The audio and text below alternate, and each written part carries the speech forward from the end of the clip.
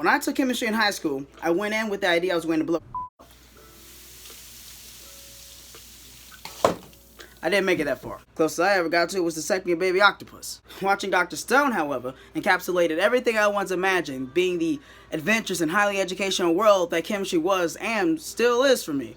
And it does so in a very fun and educational manner. Technology has come such a long way, and Dr. Stone creatively shows just how long a scope that is. And that right there is the main reason why I want to talk about Dr. Stone. Dr. Stone gives his viewers a whole lot of information, based on, as they put it, a 2 million year human innovation, in a lengthy 24 episode season, which is roughly 24 minutes an episode, but feels like a mere 24 seconds has passed once. Comes on. You're not blowing things up per se, but you can essentially make everything that they bring up in the show. Yeah, I shouldn't be doing this in here. It may seem that I'm overinflating this show a little bit, but when you get down to the bare bottom booty barrel of it all, no matter what I say to overinflate it, will not do the show its justice. The show presents itself in a manner in which you can't possibly bring yourself not to brag about how far civilization has come. Social issues aside, technology-wise, and this is from 10 years ago? We weren't so heavily involved with social media as we are today.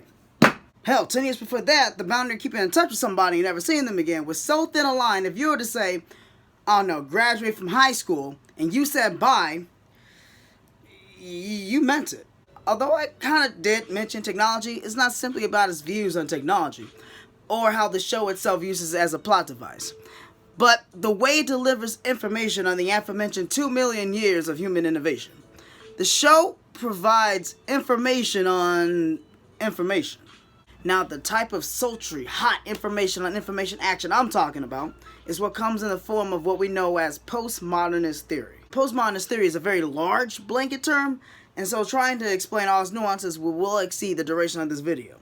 So instead, I'm going to take a big old bitty portion of this to explain my point. Essentially, postmodernist theory is the objection of cookie cutter genres such as high and low forms of art, and focuses on everything in between, such as irony and parody. So what happens when you take an anime that's so steeped in an objective yet exploitative look into science and combine it with the theory that casts aside the very idea of objectivity, such as, say, a green light turning everybody into ancient Greek architecture, delving further into that subjective manner of the story, you get Dr. Stone. That's hot. Postmodernists believe that societies are subject to change. And it's funny, because the same dude that found himself thrusted 3,000 years into the past must now recreate his reality, thus altering the reality of the villagers. Because keep in mind, up until now, the villagers' lives were self-sustaining long before Senku came into the picture. So is he perpetuating the past or securing the future of those in the present? We also have to look at Senku's motives. Because Senku does want to help Ruri.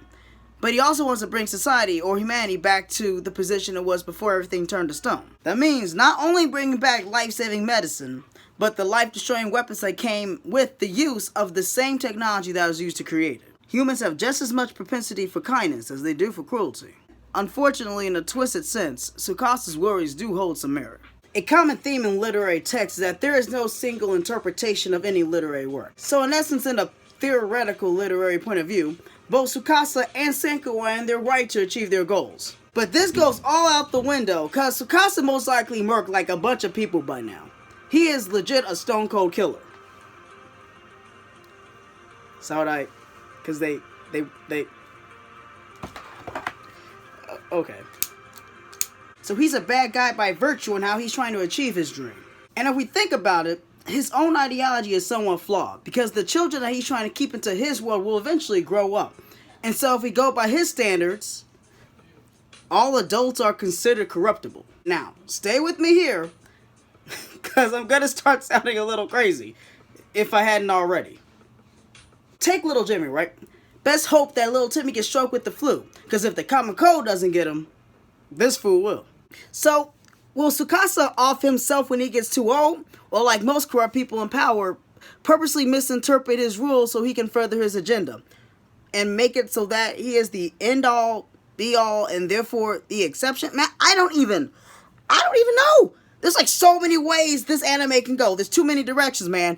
That's it. Even if I'm being overly analytical, this is just too smart. This anime is too smart.